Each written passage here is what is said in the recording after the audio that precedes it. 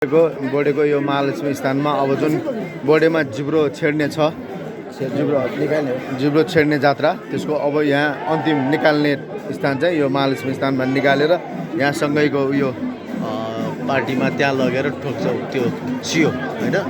अब यो भित्र अहिले यहाँ मन्दिरभित्र होइन यहाँ ल्याएर उहाँलाई होइन जुन सुजन बाग श्रेष्ठज्यूले छेडाउनु भएको छ यसपालि जिब्रो उहाँको अब यहाँभित्र आउनुहुन्छ अनि जिब्रोबाट सियो निकालिन्छ है। उहाँ आउनुभयो है।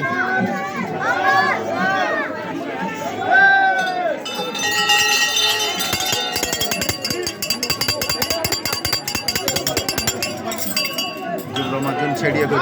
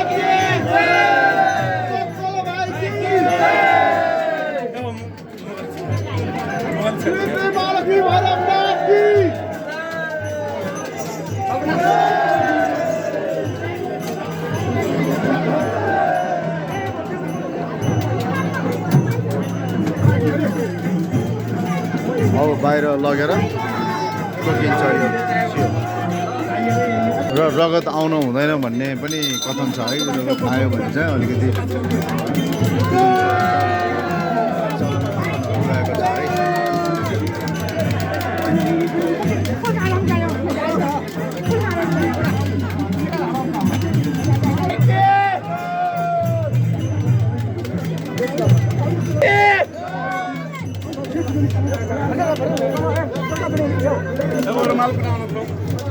रगत चाहिँ आउनु हुँदैन भन्ने कथन छ। त्यसको कथन छ।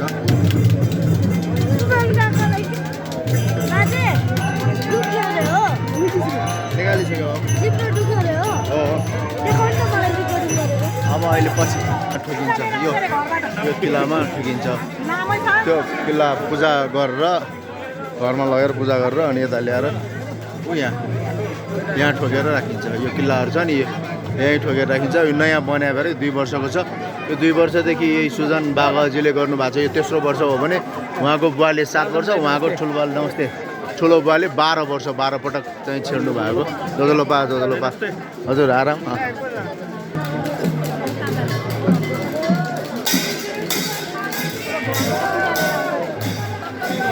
आराम। यो यही महादेव बोकेर घुम्ने त्यो किल्लालाई घर लगेर पूजा गरेर अनि ल्याएर यहाँ ठोक्ने चलन परम्परा रहेको छ है। यो बोडेको बालकुमारी मन्दिर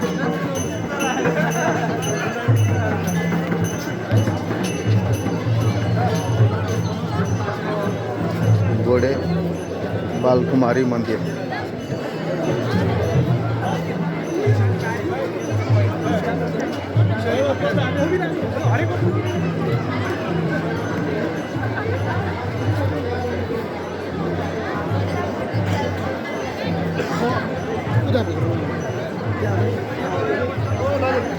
ए हजुर आराम हजुर यो यसी 5 गते अब थाल्ने यसी कोठनेको भन्छ है 5 गते आज 2 गते भयो 5 गते यो बढेको बालकुमारी